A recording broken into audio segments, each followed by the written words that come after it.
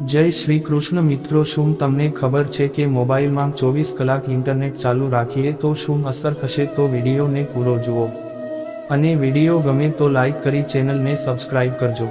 મિત્રો, internet data વગર આપણો મોબાઈલ હવે અધૂરો છે, કારણ કે જો આપણા મોબાઈલમાં ઇન્ટરનેટ ડેટા અથવા ઇન્ટરનેટ કનેક્શન નહીં હોય તો આપણને મોબાઈલનો ઉપયોગ કરવાનો પણ કંટાળો આવે છે. તેને કારણે હવે મોટા ભાગના મોબાઈલમાં ઇન્ટરનેટ કનેક્શન જોવા મળે છે. મોબાઈલમાં ઇન્ટરનેટ ડેટા ચાલુ કરવા બધાનું ઉદ્દેશ્ય અલગ અલગ હોય છે.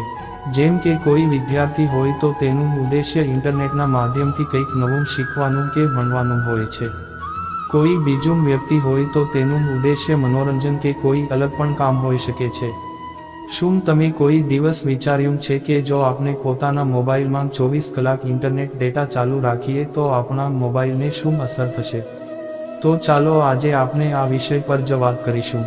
જો મિત્રો તમે મોબાઈલમાં ઇન્ટરનેટ ડેટા 24 કલાક માટે ચાલુ રાખો છો તો સૌથી વધારે પ્રોબ્લેમ તે વ્યક્તિને થાય છે જેની પાસે ઓછું ઇન્ટરનેટ કનેક્શન છે.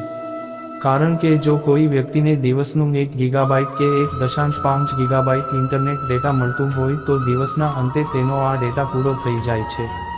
જ્યારે ઇન્ટરનેટ ડેટાને આપણે ચાલુ રાખીએ છીએ તો જે એક બેકગ્રાઉન્ડમાં ચાલતી હોય છે તે પણ તમારા ઇન્ટરનેટ ડેટાનો ઉપયોગ કરવા માંડે છે. તેને લીધે તે એક ધીમે ધીમે તમારા ઇન્ટરનેટ ડેટાનો ઉપયોગ કરે છે અને તેને લીધે તમારું ઇન્ટરનેટ ડેટા ઓછું હોવાથી દિવસના અંતે તે જલ્દી પૂરું થઈ જાય છે.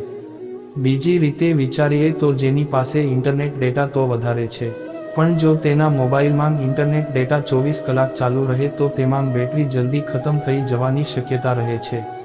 કારણ કે જે એક બેકગ્રાઉન્ડમાં કામ કરે છે તે કામ કરવા માટે ઘણા રિસોર્સનો ઉપયોગ કરે છે અને તેને લીધે બેટરી જલ્દી પૂરી થવા માંડે છે.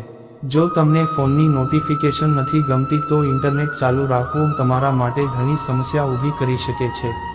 કારણ કે જ્યારે તમે ઇન્ટરનેટ ડેટા 24 કલાક ચાલુ રાખશો તો તમારા ફોનમાં વોટ્સએપ, ફેસબુક, યુટ્યુબ, ઇન્સ્ટાગ્રામ જેવી વગેરે એપ્લિકેશનની નોટિફિકેશન ઘડીએ ઘડીએ આવવા માંડશે. તેને લીધે તમને ઘડીએ ઘડીએ મોબાઈલ ચેક કરવાની આદત પડી જાય છે. જ્યારે તમે ઘડીએ ઘડીએ મોબાઈલ ચેક કરો છો તો તમારી એકાગ્રતા શક્તિ પણ ઓછી થાય છે. આવી રીતે ઇન્ટરનેટ ડેટા કાયમ ચાલુ રાખવાથી નોટિફિકેશન તમને હેરાન કરે છે. જ્યારે આપણે મોબાઈલને ચાર્જિંગમાં મૂકીએ અને ત્યારે પણ ઇન્ટરનેટ ડેટા ચાલુ હોય તો મોબાઈલ ચાર્જ ધીમો થવા માંડે છે. કારણ કે એક બાજુ તમે મોબાઈલની બેટરીને પાવર આપો છો અને બીજી બાજુ તમારા ફોનમાં ઇન્ટરનેટ ડેટા ચાલુ હોવાથી તે પાવરનો વપરાશ ચાલુ રહે છે.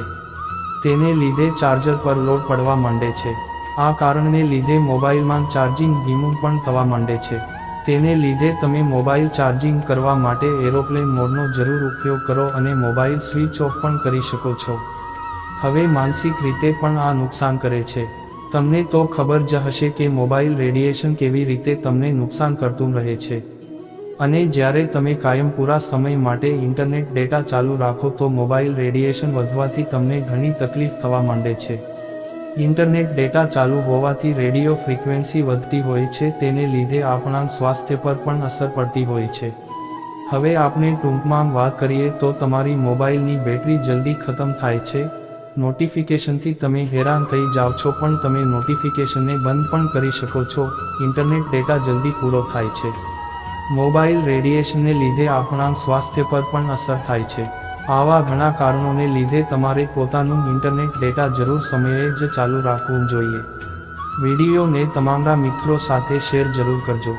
આભાર.